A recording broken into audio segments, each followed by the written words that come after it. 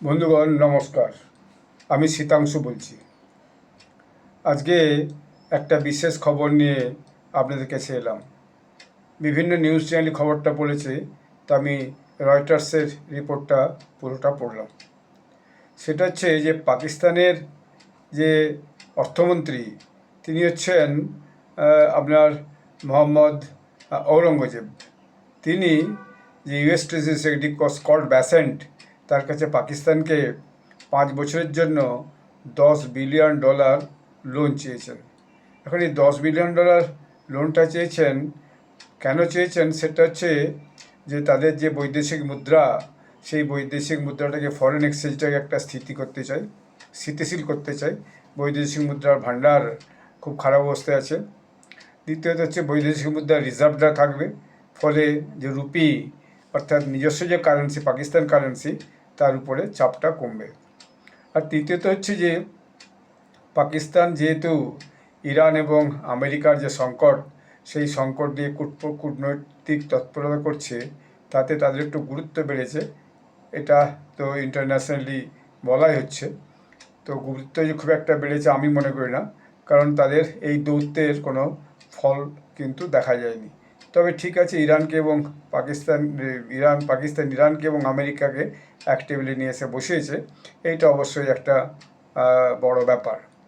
এবং আইএমএফ যে সমস্ত রিফর্মের যে কথাগুলো পাকিস্তানকে বলেছে, সেই রিফর্মের কাজগুলো কিন্তু এখনও কার্যকরী হয়নি। এবং পাকিস্তানের বক্তব্য হচ্ছে যে রিফর্মগুলোকে কার্যকরী করতে গেলে আমাদের আরও অর্থের দরকার, এবং পাকিস্তান এখন ভয়ানক অর্থ সংকটে ভুগছে। ফলে এই টাকাটা যদি তারা পায়, এটা তাদের সার্ভাইভেলের জন্য খুবই অবশ্যই কাজে আসবে, সেটা সত্যি কথা। এখন এই যে অনুরোধটা করেছে, এই অনুরোধটা আগে জানা যায়নি, অনুরোধটাই প্রকাশ্যে এসেছে যে ইরান এবং যে আমেরিকার যে সংঘাত, সেই সংঘাতের আবহে যে আলোচনা মধ্যস্থতা করেছে পাকিস্তান, এটা তার কেউ কেউ বলছে এটা তার ব্রোকারেজ, অর্থাৎ দালালি এক ধরনের। তবে কূটনৈতিক গুরুত্বটা ওয়াশিংটনের সঙ্গে বাড়লেও সেটার সূত্র ধরেই আমেরিকা এখন পাকিস্তানকে এই অর্থনৈতিক সুবিধাটা দেবে কি না, সেটাই আগামী দিনের সবচেয়ে বড় প্রশ্ন। কারণ বিষয়টা হচ্ছে বন্ধুরা, যে পাকিস্তানের যে আর্থিক অবস্থা সেটা অত্যন্ত খারাপ, এবং এতই খারাপ যেটা বলারই অপেক্ষা রাখে না। কারণ পাকিস্তান দেখা যাচ্ছে সবসময়ই একটা বেগিং বাউল নিয়ে ঘুরছে, কখনো সৌদি আরব, কখনো কুয়েত, তারপরে তো আইএমএফ আছেই, ওয়ার্ল্ড ব্যাংক আছেই, তারপর ইউএসের যে ট্রেজারি সেটাও আছে। ফলে এটা একটা পাকিস্তানের খানিকটা বলা যায় অভ্যাসের মধ্যে দাঁড়িয়েছে। এখন বিষয়টা হচ্ছে মানুষের ব্যক্তি জীবনেই বলুন আর পারিবারিক জীবনেই বলুন, এই ঋণ নেওয়াটা একটা অপমানজনক ব্যাপারই হয়। আপনারা যদি ব্যক্তি জীবনে দেখেন, ঋণ কারো কাছে নেওয়া মানে অবিরত তার কাছে মাথা নত করে থাকা। ইভেন সাধারণ যদি আপনি যে দৈনন্দিন জীবনযাপনের জন্য যদি কোনো শপে ঋণ নেন, আজকাল তো বড় বড় মল হয়েছে, সেখানে ঋণের কোনো প্রশ্নই নেই, ফেলো করি মাখতেল। এর বাইরে যদি আপনি এমনি জানা পরিচিত দোকান যেগুলো আপনার পাড়ায় শহরে আছে, যাদের সঙ্গে আপনার পরিচিত আছে এবং যারা ধারে ব্যবসা এখনও করে, তাদের কাছে যদি আপনি ধার নেন, তো সেটা আপনার কাছে একটা অপমানজনক ব্যাপার। তো পাকিস্তানের কাছেও এইটা একটা অপমানজনক ব্যাপারই বটে। একটা পরিবার, একটা ব্যক্তি মানুষের কাছে যেমন, একটা পরিবারের কাছে যেমন, তেমনি একটা আপনার দেশের কাছেও সে একই যে তত্ত্বটা, সেটা কিন্তু প্রয়োগ হয়, নয় কি বলুন না? তত্ত্বটা হচ্ছে যে উধারি মানুষকে কেউ পছন্দ করে না, উধারি দেশকে কেউ পছন্দ করে না, ধারী দেশ, ঋণী দেশকে কেউ পছন্দ করে না। এটা একটা সর্বজনমৃত কথা। আমরা দেখেছি যে আমাদের শহরাঞ্চলে বা গ্রামে বিভিন্ন যে রেগুলার রিটেল শপ আছে, গ্রোসারি শপ বলুন বা অন্যান্য শপ বলুন, সেখানে একটা প্লেট লেখা থাকে। প্লেটটাতে বলা থাকে যে ধার চাহিয়া লজ্জা দেবেন না, এখানে ধার পাওয়া যাবে না, এরকম টাইপের একটা কোটেশন লেখা থাকে। আজ ধার কাল নগদ, ধারের পায়ে নমস্কার, এরকম জাতীয়, এটা আমিও দেখেছি। And this tradition still continue.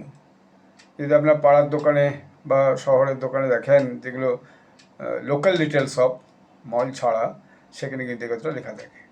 তো ফলে পাকিস্তানের এই যে কন্টিনিউয়াস বেগিং কন্ডিশনটা, এটা কোনো দেশই পছন্দ করে বলে তো আমার মনে হয় না। এটার পিছনে পাকিস্তানের নিজস্ব নীতিই দায়ী। পাকিস্তান সেভাবে কোনো রিফর্ম করেনি। আজ পর্যন্ত পাকিস্তানে ল্যান্ড রিফর্ম হয়নি। নিজেদের যে আর্থিক অবস্থা, সেই আর্থিক অবস্থা উন্নয়নের জন্য পাকিস্তান কিন্তু কোনো উদ্যোগই নেয়নি। পাকিস্তানের মানুষের এতই আর্থিক দুর্দশা যে তাদেরকে আটার জন্য কীভাবে লাইন দিতে হয়, মারামারি করতে হয়, সেটা আমরা আগে দেখেছি। আর পাকিস্তানের যে আভ্যন্তরীণ যে বিশৃঙ্খলা, সেটাও মারাত্মক অবস্থা। বালুচিস্তানের লড়াই চলছে, খাইবার পাখতুনখোয়াতে লড়াই চলছে, পাক অকুপাইড কাশ্মীরে লড়াই চলছে, সেখানে তো ভোটও আছে সম্ভবত আগামীকাল ভোট 26 তারিখে। এর মধ্যেই সেখানে অনেক রক্ত ঝরে গেছে। সেখানকার স্থানীয় মানুষের সঙ্গে পুলিশ প্রশাসন, রেঞ্জার্স, তাদের সঙ্গে ব্যাপক, আজকে প্রায় 1 মাসের বেশি সময় ধরে একটা ভয়ানক লড়াই চলছে। তো এখন the question is whether US will provide this amount of loan to Pakistan or not, তাই না? পাকিস্তান এখন এই লোনটা দিবে, পাকিস্তানকে এখন এই লোনটা আমেরিকা দিবে কি না, এবারটা কিন্তু এখনও কথা কনফার্ম হয়নি। কারণ পাকিস্তান নাও দিতে পারে, সেক্ষেত্রে পাকিস্তানকে নাও দিতে পারে লোন ইউএস, সেক্ষেত্রে পাকিস্তান কিছু করণীয় নেই।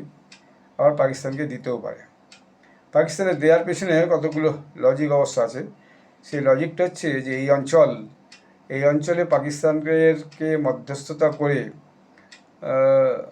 আমেরিকা একটা নিজের প্রভাব প্রতিপত্তিকে বজায় রাখতে চায়।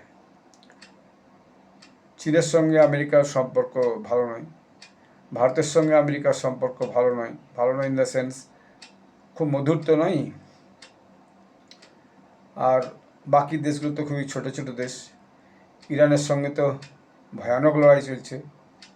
তো ফলে এই যে অঞ্চলটা, এই অঞ্চলে আফগানিস্তানের সঙ্গে কোনো সম্পর্ক নেই, কারণ আফগানিস্তানের সঙ্গে তালিবানের সঙ্গে ভীষণ লড়াই করে প্রচুর অস্ত্রশস্ত্র গোলা বারুদ ছেড়ে দিয়ে আফগানিস্তান থেকে চলে গেছে আমেরিকা, ফেরত চলে গেছে, তাদের সৈন্য টৈন্য নিয়ে ফেরত চলে গেছে। সেসব ঘটনা আমরা টিভিতে দেখেছি, ভিডিওতে দেখেছি, এখনও সার্চ করলে পাওয়া যাবে, return journey of US forces from Afghanistan. তো তাহলে এই অঞ্চলে যদি একটা প্রভুত্ব বজায় রাখতে হয়, তাহলে একটা দেশ আমেরিকার দরকার। পাকিস্তান সেইটার ভূমিকাটা পালন করতে পারে।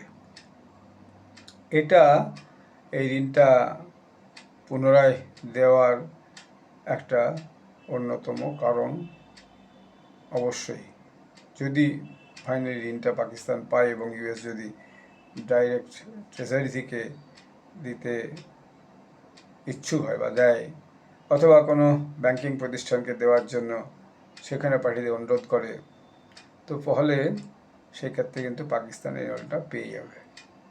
তো এরকম একটা যেহেতু সঙ্গী এই অঞ্চলে আমেরিকার দরকার, সেই জন্য পাকিস্তানকে এই সাহায্যটা কিন্তু করার সম্ভাবনা আছে। পাকিস্তান এই অপেক্ষায় বসে আছে, আগামী দিনে এগুলো পেলে তারা কিছু কাজ হয়তো করবে। আবার দেখা যাবে ওখানে একটা ট্রেন্ড আছে, যেটা আমি বিভিন্ন পাকিস্তানি নিউজ চ্যানেল শুনেছি, দেখেছি, যে সেটা হচ্ছে যে নেতারা বেশিরভাগ টাকা, নেতা এবং মিলিটারি যে গাঁটজোড়, তারাই এই যে বিভিন্ন রিসোর্সগুলো আসে বাইরের থেকে, সেই রিসোর্সগুলোর থেকে এক্সপ্লয়েট করে বা স্টিল করে বলা যায়, তারা বিদেশে চলে যায়, বিদেশে নিজে সেখানে বাড়ি ঘরদোর করে এবং বিদেশে একটা মূলধন তৈরি করে, যাতে ভবিষ্যতে কখনো পাকিস্তান যদি ছেড়ে যেতে হয়, তাহলে সেখানে একটা ঠাঁই পায়।